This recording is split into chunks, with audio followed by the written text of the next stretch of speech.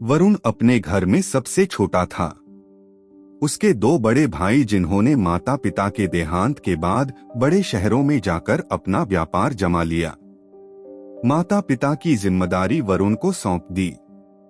इसी कारण वरुण तरक्की नहीं कर सका और कलकत्ता में ही एक छोटी सी नौकरी करता रहा। वह एक किराए के छोटे से मकान में रहता था। एक दिन वरुण को उसके बड़े भाई अमरनाथ का फोन आया। वरुण, कैसे हो? जी भैया, अच्छा हूँ, आप बताइए।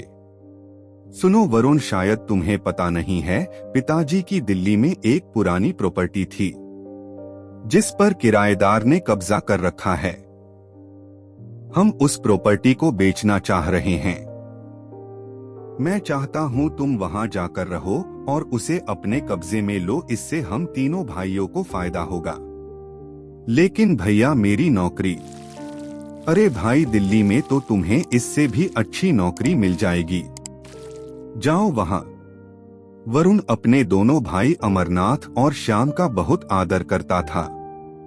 वह उनके कहने पर अपनी पत्नी को लेकर दिल्ली पहुंच जाता है।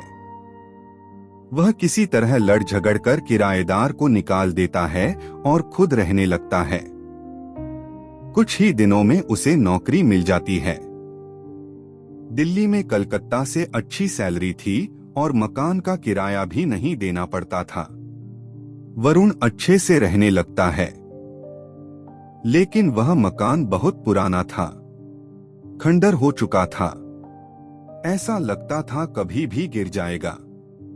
कुछ दिन बाद वरुण को उसके मझले भाई श्याम का फोन आया। छोटे, कैसा है तू?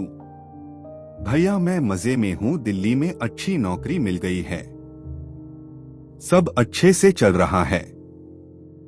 चल, अच्छा है। हाँ, एक बात तुझे बतानी थी।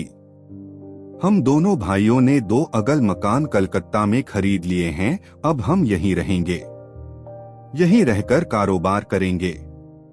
वरुण, यह तो बहुत अच्छी खबर दी आपने भैया, मैं तो कब से चाहता था आप दोनों वापस आ जाएं। हाँ, लेकिन अब तू बाहर चला गया। कोई बात नहीं भैया, कम से कम कोई तो है जो अपने शहर में रह रहा है। जब अमरनाथ को इस बात का पता लगा कि उनका भाई वरुण मकान में मजे से रह रहा है, तो उसने श्याम से बात की और दोनों मकान को बेचकर पैसा बनाने की तरकीब सोचने लगे।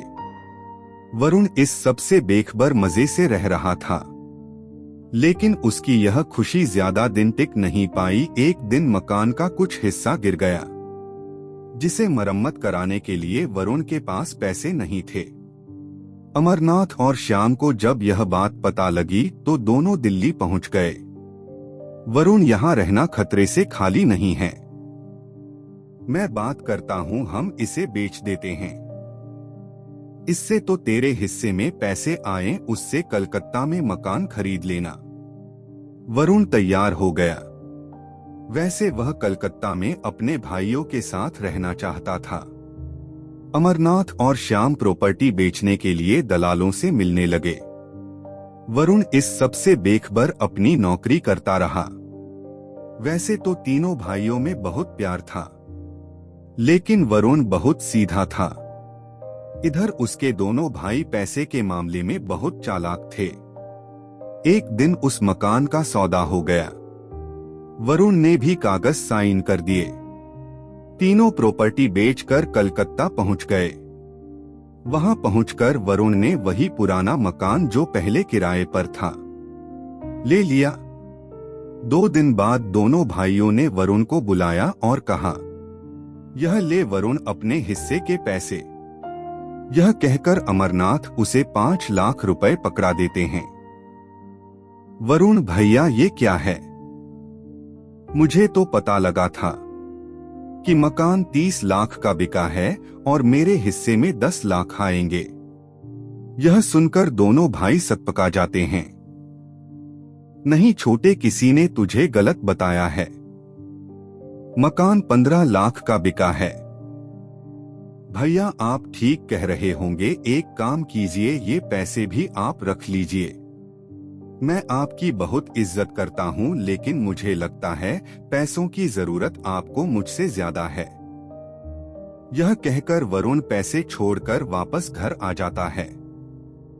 उसे विश्वास नहीं हो रहा था कि उसके दोनों भाई उसके साथ इतना बड़ा धोखा कर सकते हैं।